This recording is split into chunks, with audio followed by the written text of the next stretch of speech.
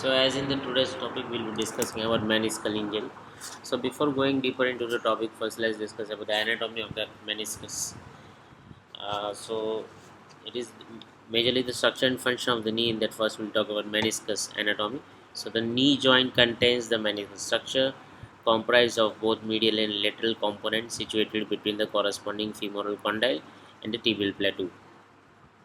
So for your understanding, I have placed two images with recent anatomical structures. So here each is a glossy white complex tissue comprised of cells. So here if you see that there is a specialized extracellular matrix, this is called ECM basically. So ECM molecules and region specific innervation and vascularization. So both menisci are critical components of healthy knee joint. So that is very important to understand. So this in this upper image, in the middle center image, you can see this. And the main stabilizing ligaments are the medial collateral ligament, the transverse ligament, the meniscofemoral ligaments, and attachments at the anterior and posterior horns. So the meniscofemoral ligaments, also known as Humphrey or Presburg ligaments, connect the posterior horn of the lateral meniscus to a location near to the insertion site of the posterior cruciate ligament on the medial femoral condyle. As you can see here, I have mentioned all the ligaments which are being present over here, and because the medial meniscus and the lateral meniscus. So further, though only 46% people have both of these ligaments, 100% of people have at least one of the ligament. Okay, so the meniscus surface appears smooth upon both gross inspection and microscopically. Basically, if you see in the lab, so that's how it's seen. And human medial and lateral menisci have distinctly different dimensions. Basically, so they are all in different dimensions and with different properties as well. So. Say, though both menisci are roughly wedge shaped and semilunar, lateral meniscus display greater variety of size, shape, thickness, and mobility than the medial menisci. So, the lateral menisci also cover a larger portion of the tibial plateau, about you can say 75 to 93% laterally, and in uh, comparison to medial menisci, which is 51 to 74% medially. So vascularization in this tissue is of high relevance. So from prenatal development until shortly after birth, the meniscus is fully vascularized. Afterwards, however, vascularization appears to subside.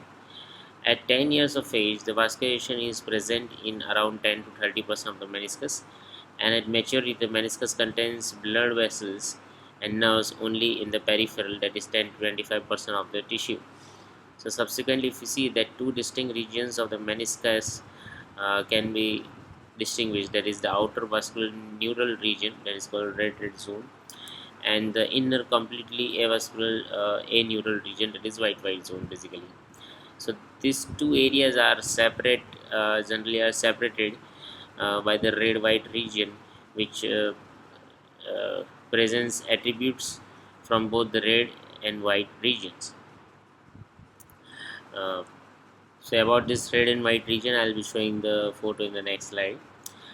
Further, there is critically the healing capacity of each area is directly related to the blood circulation, leaving the white region susceptible to permanent post-traumatic and degenerative lesions, because it has a different amount of blood supply compared to the red region. So that's why it is important to understand in that particular form. Further, I will not go in deeper in the cell and uh, phenotype and other biochemical composition of the menisci, but I like to discuss the functional properties, basically the biomechanical and the functional properties.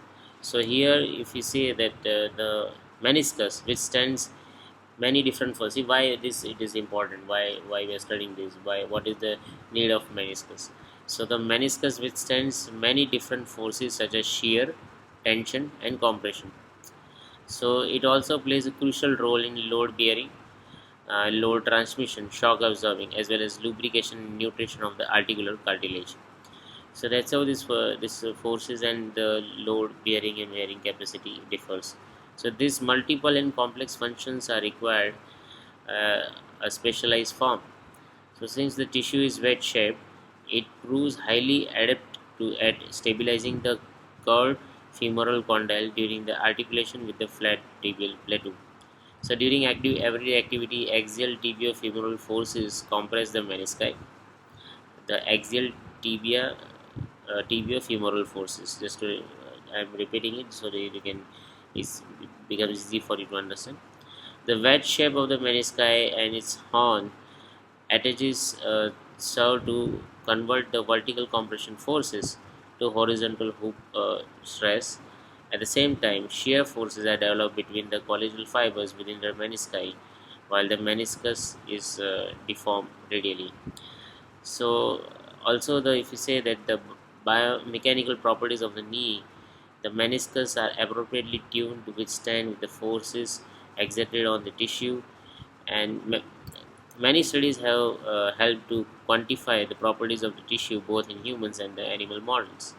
So, according to the studies, the meniscus resists axial compression with an aggregated modules of 100 to 150 kPa, and the tensile module of the tissue varies between the circumferential and radial directions. So that's how it is more of a related in the force taking properties and counteracting the force which is generated on the knee and on the joint. So the contact forces of the meniscus within the human knee joint have been mapped. So it has been calculated that the intact menisci occupy approximately 60% of the contact area between the articular cartilage of the femoral condyles and the tibial plateau, while they transmit more than 50% of the total axial load application in the joint.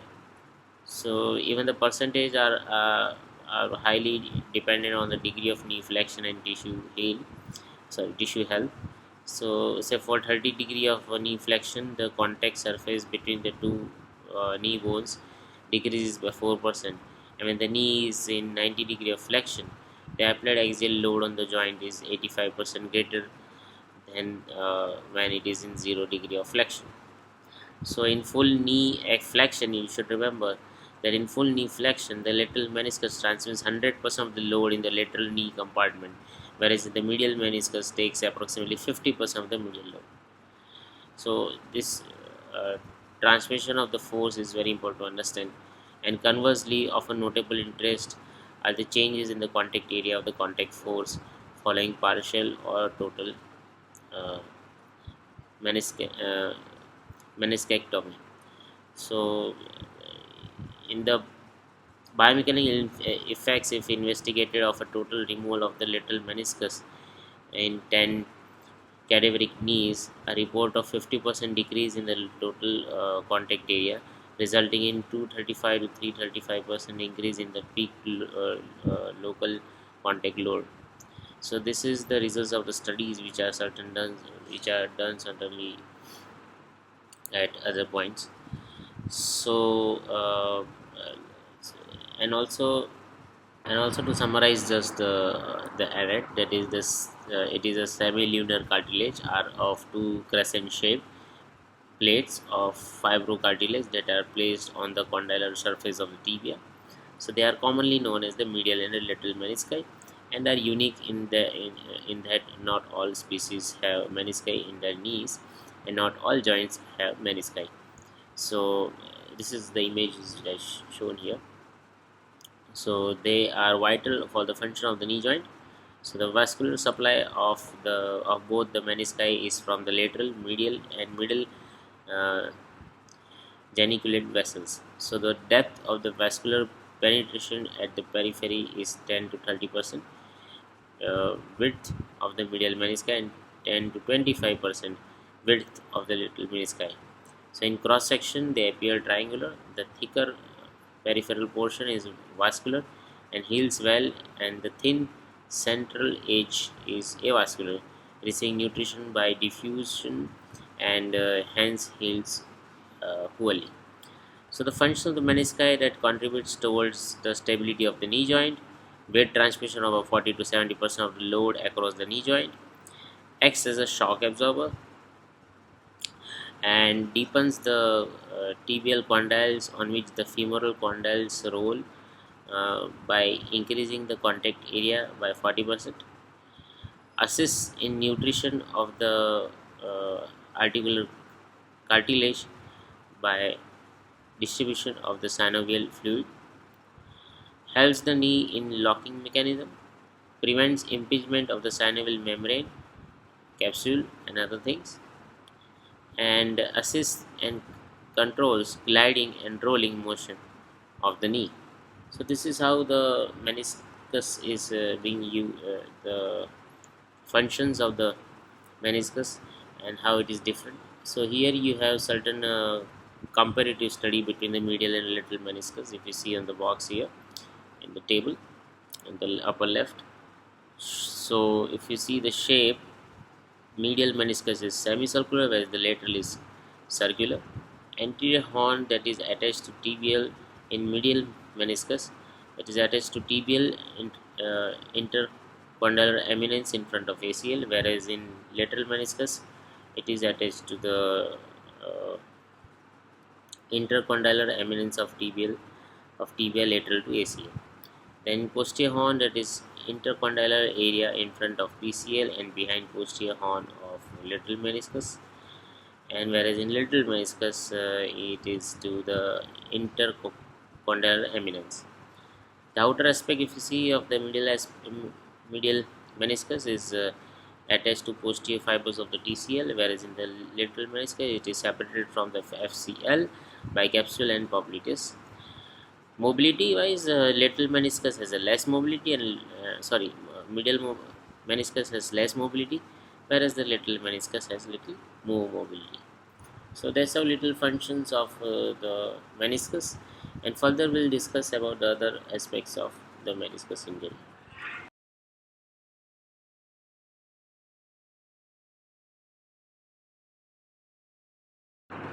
So as I mentioned before, I'll be showing this image of the regional variations in vascularization and cell population of meniscus. So as discussed before, that this vascularization in this tissue is of high relevance. That is from prenatal development until shortly after birth, and meniscus is fully vascularized. So afterwards, however, vascularization appears to subside at 10 years of age, and vascularization is present in around 10-30 years of the meniscus, and at maturity the meniscus contains blood vessels and nerves only in the peripheral, uh, 10 to 20% of the tissue. So here you say that and also uh, say subsequently two distinct regions, as I mentioned before, of the meniscus can be distinguished, that is the outer vascular neural region, red zone, and the inner completely avascular, that is region with white zone. So here if you see that the image on the left, there is a is shown white red region, white region, red region. So in the left you see there is though fully vascularized at birth, the blood vessels in the meniscus recede during maturity. So in adulthood, the red region contains the overwhelming majority of blood cells. And in right side, if you see the cells in the outer vascularized section of the meniscus, that is red region, are spindle-shaped display processes and are more fibroblast like in appearance.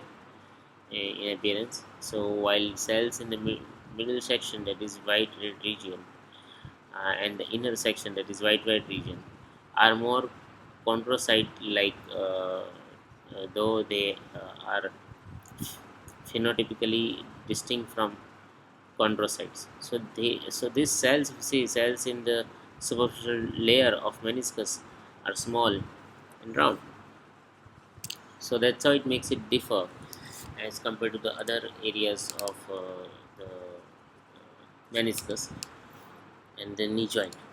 And so that's how the vascularization differs. So as such in function, as I mentioned before, just will repeat again for your understanding. It is very important to understand the function of menisci, that is force transmission. So the meniscus functions to optimize force transmission across the knee. It does this by increasing congruency, increases contact area to decrease point load, shock absorption. It is done by meniscus, which is more elastic than articular cartilage and therefore absorbs shock, transmits 50% weight bearing load in extension, 85% flexion. Stability also, it provides stability, that is the meniscus deepens the tibial surface and acts as a secondary stabilizer. Medial meniscus is called the posterior horn of the medial meniscus is the main secondary stabilizer to anterior translation. And in lateral meniscus, which is less stabilizing and has two times the exertion of the medial meniscus. So the menisci becomes primary uh, stabilizer in the ACL deficit knee, that is anterior cruciate ligament deficit knee. It has the composition of the fibroelastic cartilage, interlacing network of collagen, proteoglycan, glycoproteins, and cellular elements. Composition of 65 to 70% of water, collagen 90%, type 1 collagen. Fibers composed of two types of fibers which allow the meniscus to expand under compression forces and increases contact area of the joint. Then radial and longitudinal, there is circumferential, help dissipate hoop stresses, vertical mattress and captures. So it has a gross shape, middle meniscus C shape with a triangular cross section. Average width is 9 to 10 mm.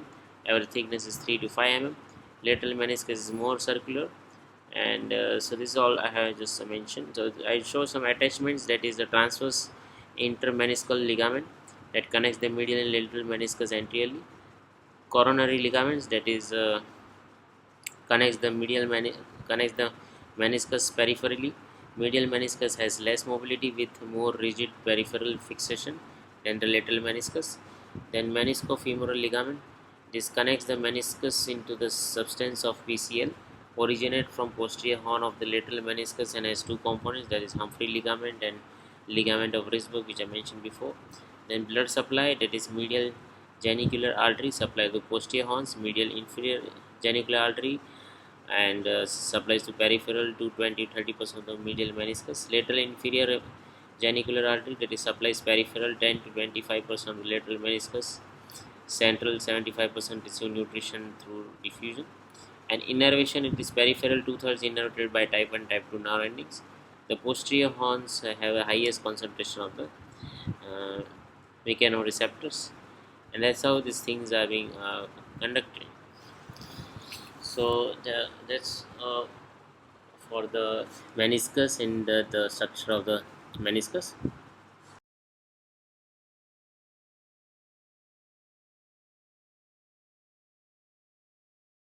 So here if we talk about medial meniscus injury, that is medial meniscus is more commonly injured than the lateral and is usually associated with other ligament injuries of the knee.